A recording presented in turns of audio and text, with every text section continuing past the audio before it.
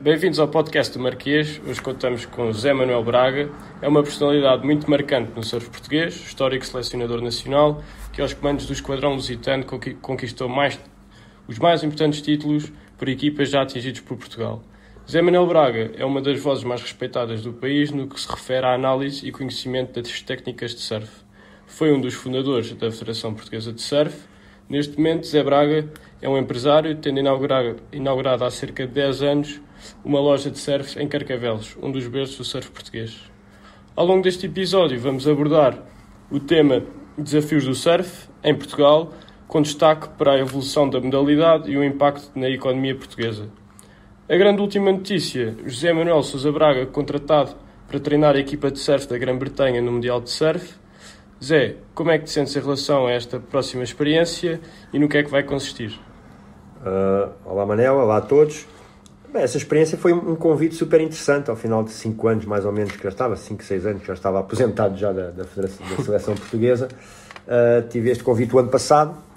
Que era, portanto, o campeonato mundial seria o ano passado, os Jogos Olímpicos seriam o ano passado, portanto foi tudo adiado para este ano, mas isto é, no fundo, a seleção britânica, que no fundo aquilo agrega 4 países para fazer uma equipa. Eles andavam à procura há algum tempo de um treinador externo, para que não fosse alguém, pronto, dos 4 países que representam e tudo, queria alguém de fora, e queriam fazer um investimento numa aposta agora, uma vez que o surf é um desporto olímpico, de tentar ir às Olimpíadas, não sendo agora nestas de Japão, mas possivelmente querem apostar muito nas Olimpíadas de França, que serão realizadas no Tahiti.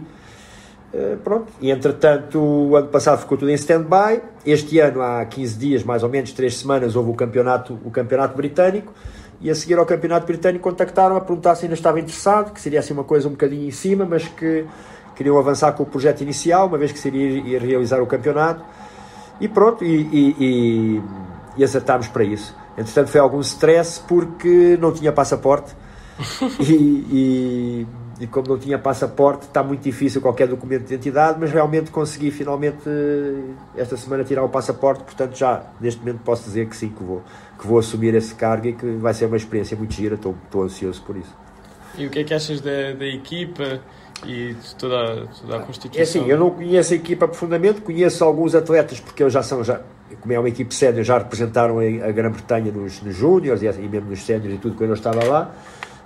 Lógico que vai ser uma coisa diferente, porque não tenho uma relação, a experiência vai ser um bocadinho diferente do que eu estou acostumado, porque com esses inconvenientes todos da pandemia e tudo, não tive possibilidade de conhecer a equipa atempadamente, como era o objetivo, e então vou só conhecer a equipa, vou ter o contato com eles no avião, e portanto nos 4, 5 dias que teremos para treinar lá antes do campeonato. Mas pronto, é diferente um bocadinho, porque eu aqui tinha uma ligação grande a todos os surfistas, já os conheço há muito tempo, acompanho a carreira. Ali há 2 ou 3 surfistas que eu conheço já, porque já fizeram seleções júniores e seleções open pela Grã-Bretanha, e portanto também os conheço de alguma maneira, mas pronto, vai ser diferente.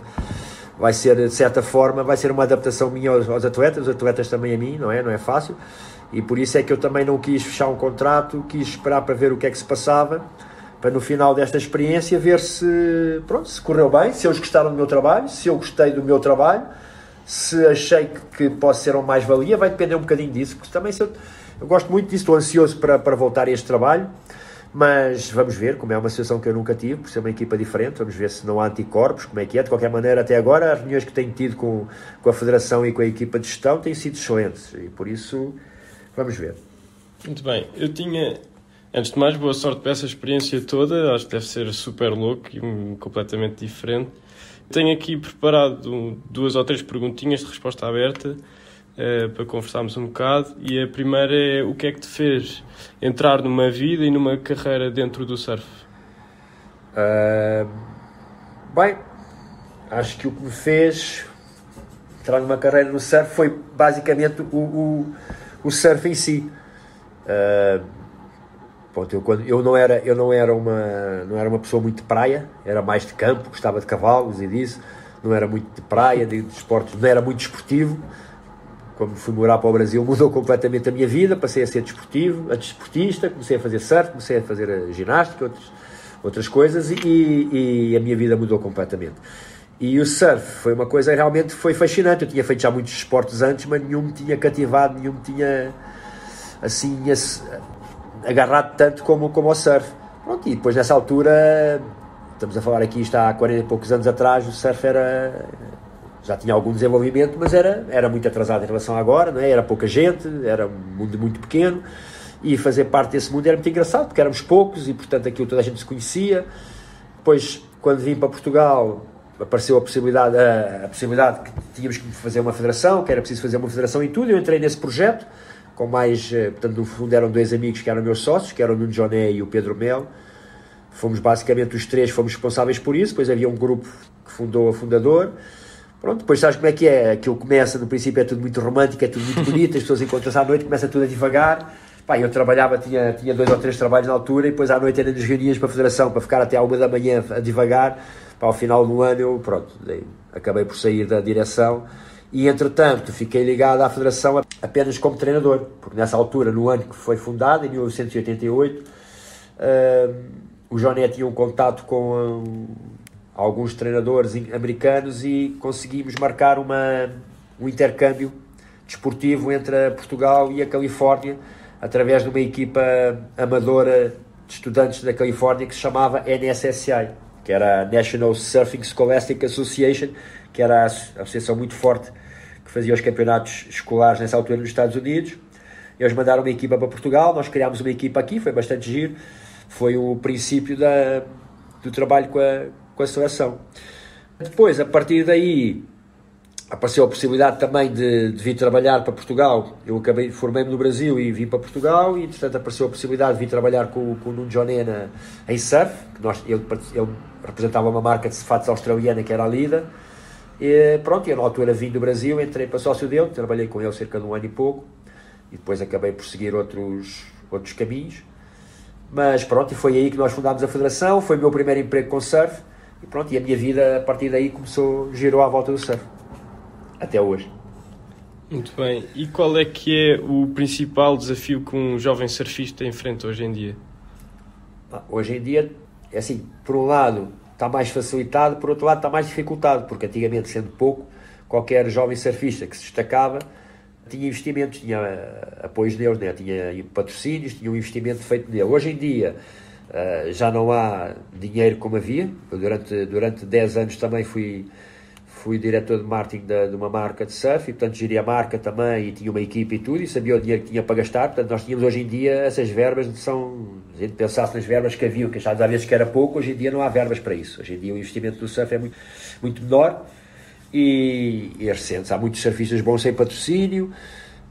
Pronto, o investimento é menor no surf agora? O investimento é menor. Acho que as marcas investem menos no surf. Podem investir em campeonatos, em coisas assim que dá mais visibilidade, mas o investimento assim do surfista na formação é muito menor. Okay. Eu acho. Há muito mais escolas, há muito mais, do ponto de vista de suporte técnico e isso, há muito mais. Mas do suporte, do ponto de vista económico, há muito menos. O investimento direto no surfista... No surfista, economicamente, é menor. É menor. Há surfistas, alguns têm muitos bons patrocínios, mas havia pessoas que conseguiam viver do surf e hoje em dia nem pensar. Ok.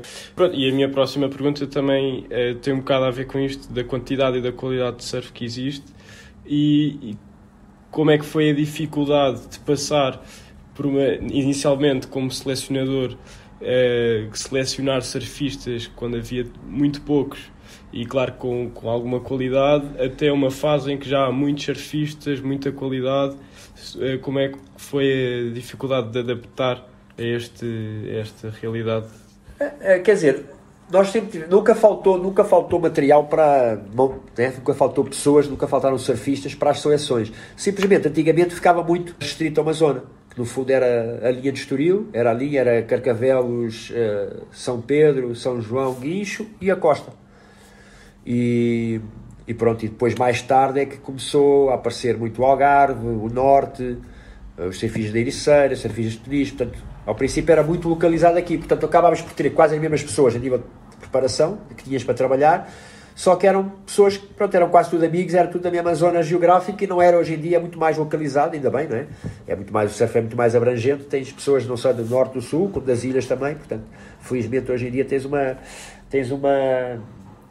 diversificação geográfica de bons surfistas por todo o país, o que é muito bom. Sim, e na altura, muito provavelmente, era mais difícil emocionalmente de deixar alguém de fora. É muito difícil. Tocaste disso, é muito... Olha, posso dizer uma coisa. A primeira seleção que eu fiz, deixei de fora, naquela altura, um dos meus melhores amigos era o da PI, e era uma seleção para ir ao Mundial nos Estados Unidos, e eu deixei o da PI de fora. Pá, eu vim foi em Santa Cruz que eu fiz a convocatória. Quando eu vim de lá para cá, vim extremamente triste e tudo. Pá, porque naquela altura depois era assim, qualquer coisa não convocava, zangavam-se, não falavam, havia uma série de coisas. Hoje em dia as pessoas também naquela altura não reconheciam que era uma coisa de tentar ser profissional, não é? E então era, tu és meu amigo, tens de me convocar. Pá, mas espera aí, há impeditivos, não é? Não há dúvida que a gente tinha que convocar, tendo em objetivo a melhor seleção para aquilo que se propunha. Então é sempre chato deixar pessoas fora. O que acontece naquela altura, o que era muito pior, é que eu tinha uma ligação muito, muito chegada, porque eu fazia parte daquele núcleo, sendo um bocadinho mais velho que eles, mas fazia parte do núcleo, não é? Claro. Então é difícil, teu amigo, e de repente deixas de fora. Quando hoje em dia, quando tens mais gente e que não tens uma ligação tão grande com eles, é mais fácil, porque pronto, é menos pessoal, não é? É uma coisa mais...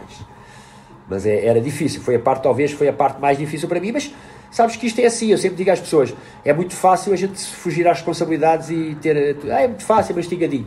Não é fácil assumir, era uma das coisas que eu fazia, eu assumia as seleções, a escolha era minha e eu fazia questão de, pronto, se era a escolha era minha, eu tinha que lutar e tinha que assumir esses meus pontos de vista também, portanto, às vezes trouxe-me alguns dissabores, mas eu sempre fiz questão que fosse assim e as coisas correram mais vezes bem do que mal, por isso.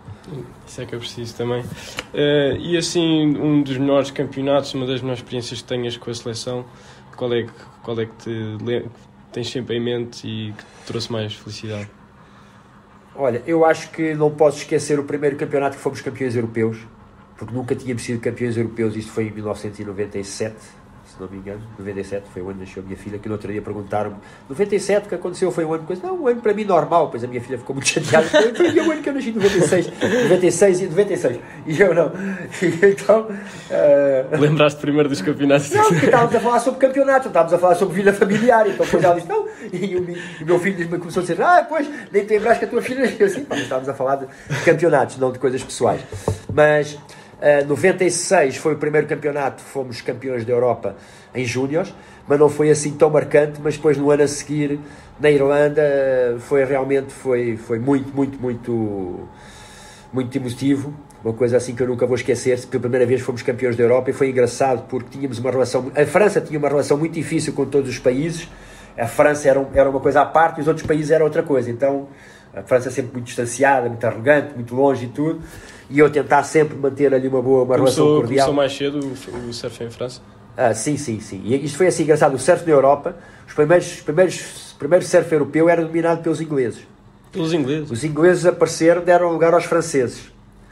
Os franceses nunca desapareceram, mas permitiram a entrada de portugueses. Entraram os portugueses, entraram também alguns espanhóis, mas os franceses sempre como seleção, durante a década de 2000, Portugal dominou o surf europeu, porque fomos campeões em 2013, em 2005, em 2007, portanto nessa altura dominámos um bocadinho o surf europeu. Mas a verdade é que a França é sempre o edifício, o inimigo a bater, não é? São os melhores.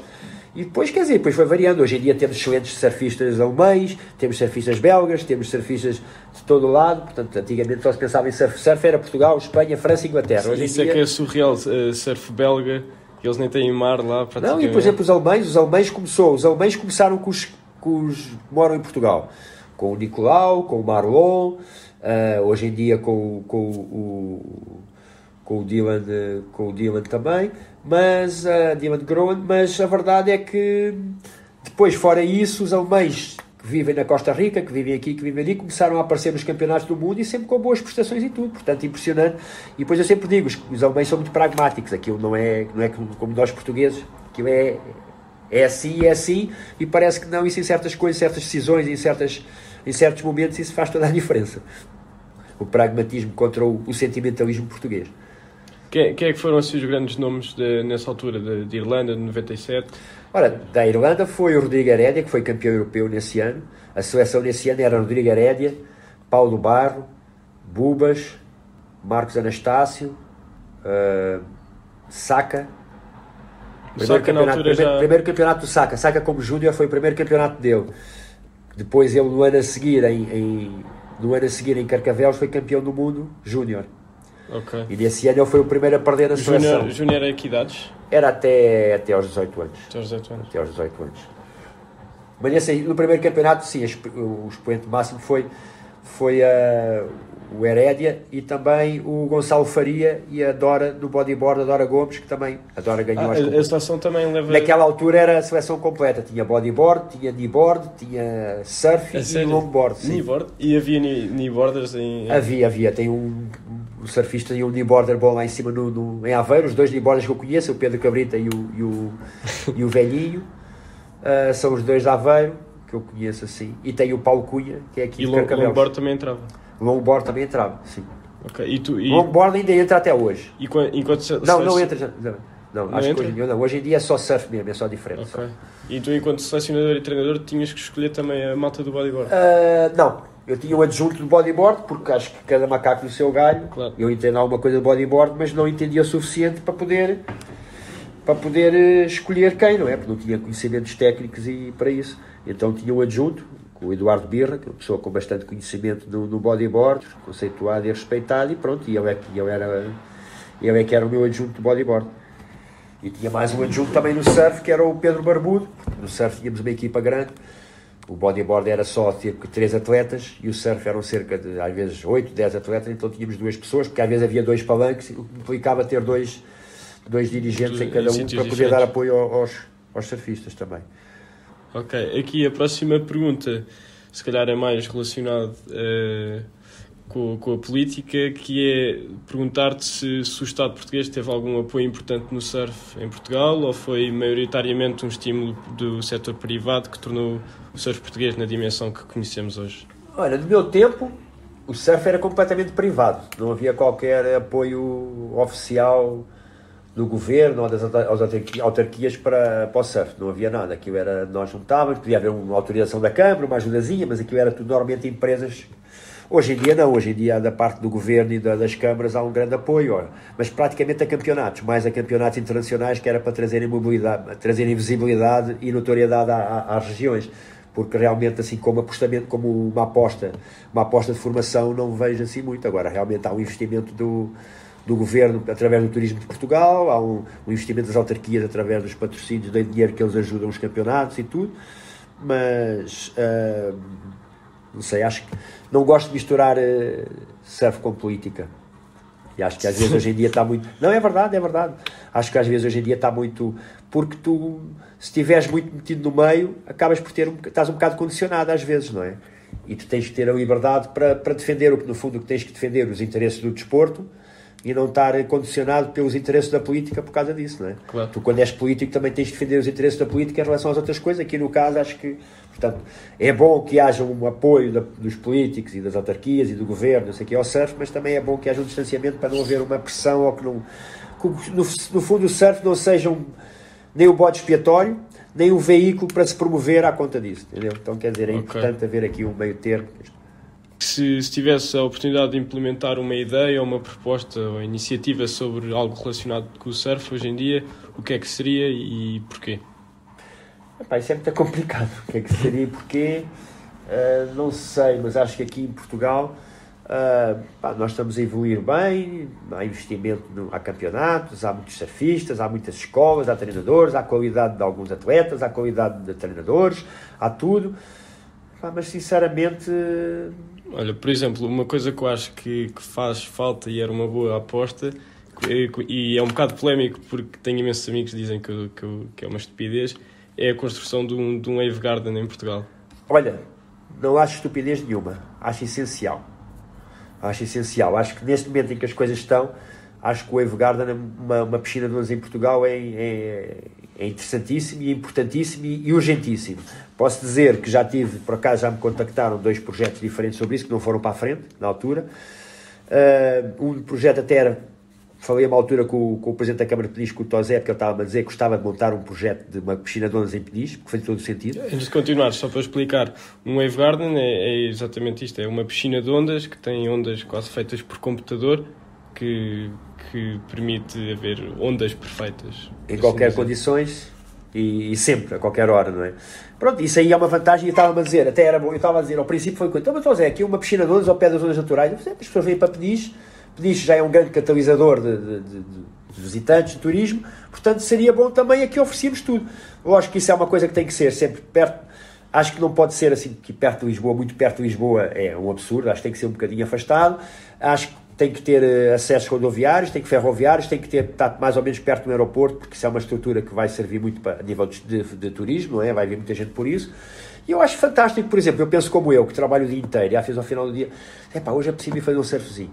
E a pessoa fecha a porta do trabalho, mete-se no carro, vai à piscina de ondas, está a luz acesa, sabe que vai fazer uma horinha ali, que vai ter não sei quantas ondas, não vai ter ninguém das pessoas a chateá-lo, e principalmente as pessoas mais velhas, quer dizer que eu antigamente estava muito em forma e era mais abutre, né? Surfava todos os dias, portanto era fácil. Hoje em dia, uma pessoa como eu, já com uma idade, a pessoa vai dentro de água, tem montes de miúdos em forma, que treinam e tudo, portanto é um bocado mais complicado e portanto é bom, eu não me importava nada, sempre que fosse surfar, pudesse de vez em quando ir dar uma surfadinha, uma piscina de ondas, garantido que ia apanhar umas ondas sem crowd, sem chatice, sem nada, para mim era maravilha, não é?